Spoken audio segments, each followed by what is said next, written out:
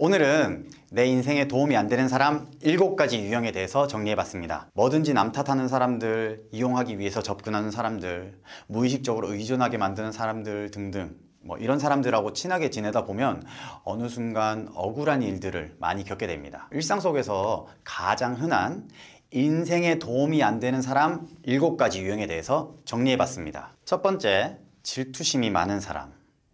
이들은 자기보다 더 예쁜 사람, 일 잘하는 사람, 눈에 띄는 사람이 같은 조직 내에 있는 그 꼴을 못 봅니다. 자신이 왕이 되어야 하는 거죠.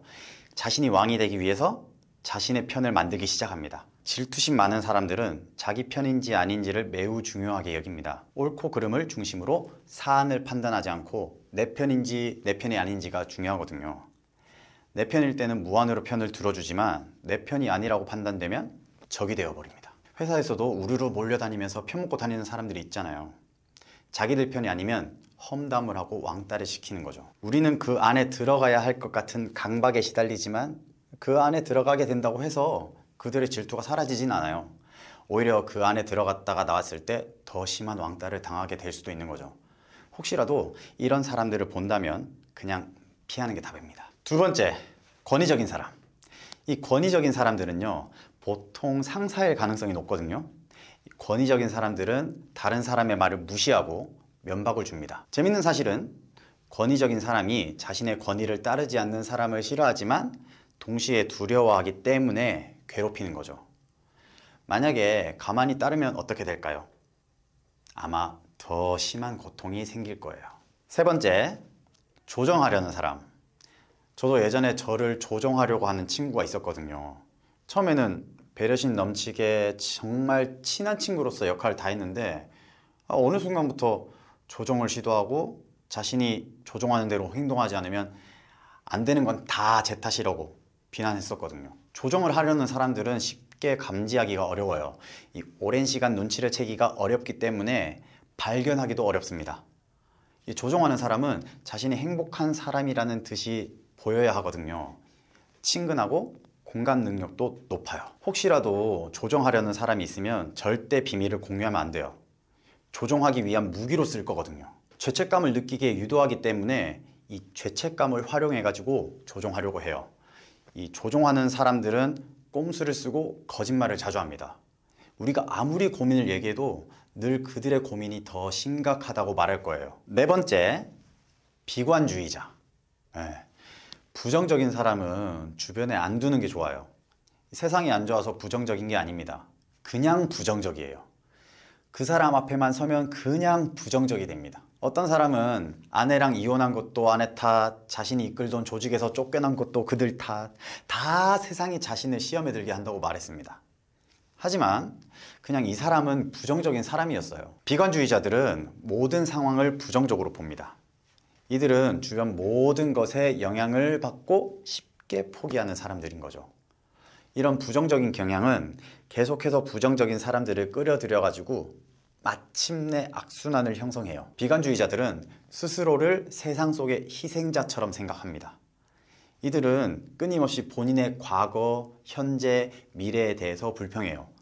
우리는 반드시 이런 사람들과 거리를 둬야 됩니다. 세상이 생각보다 나쁘지 않다고 아무리 많이 타일러도 이들은 안 들을 거고요. 우리의 긍정적인 생각을 이용해서 스스로 만족감을 얻을 거예요. 이로 인한 결과로 우리 기분만 나빠집니다. 비관주의자들은 다른 말로 감정적 흡혈귀라고도 부릅니다. 다섯 번째는 소시오패스입니다. 이 소시오패스는 해로운 성격 중에서도 가장 나쁜 유형입니다. 이들은 정서에 있어서 제한이 없는 충동적인 사람들이고 남에게 상처를 주더라도 반성의 기미가 없습니다. 자신의 목표를 위해서 누구를 다치게 해도 개의치 않아 하는 그런 야심찬 사람들입니다. 사과를 할 줄도 모르는 사람들인 거죠. 소시오패스는 매력적인 외모를 지녔고 달콤한 말들을 속삭입니다. 이들은 만나는 사람들에게 엄청난 흥미를 보이는 것처럼 보이고 많은 질문을 하지만 훗날 사람들을 이용하기 위한 목적으로 정보를 얻을 속셈입니다. 이들은 진실되지 못한 감정들을 표출합니다. 공감하는 사람의 반대인 거죠. 우리는 그럼 어떻게 소시오패스들을 알아챌까요? 관찰력이 뛰어나야만 가능합니다. 우리가 감정을 느낀다는 전제하에 이들의 표정, 외모, 안면 근육의 움직임을 관찰해야 합니다. 만약 눈을 똑바로 마주치고 안면 근육을 조금도 움직이지 않는다면 조심해야 해요. 아마도 당신을 조종하고 있을 겁니다. 6번째, 모함하는 사람. 이 모함하는 사람들은 남을 저평가하고 조종하고 감정적으로 혼란스럽게 하는 걸 좋아합니다.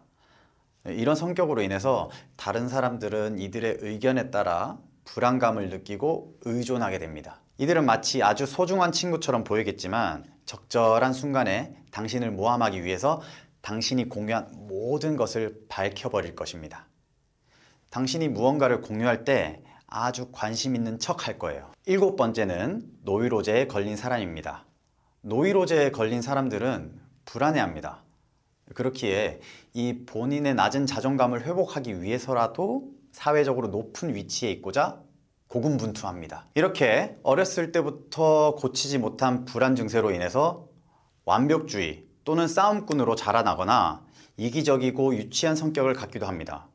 이런 성격들로 인해서 타인을 조종하고자 하는 거죠. 해로운 성격을 지닌 사람들은 주변 사람들을 부정적 기운으로 물들일 수 있습니다. 이 주변에 이런 사람들을 인지하고 멀리하는 것은 건강에 도움이 됩니다. 우리에게 상처를 남길 수 있는 나쁜 성격의 사람들은 피하고 우리가 곁에 두고 싶은 사람만을 둘 수 있도록 노력합시다. 오늘은 해로운 성격 7가지 유형에 대해서 알아봤는데요.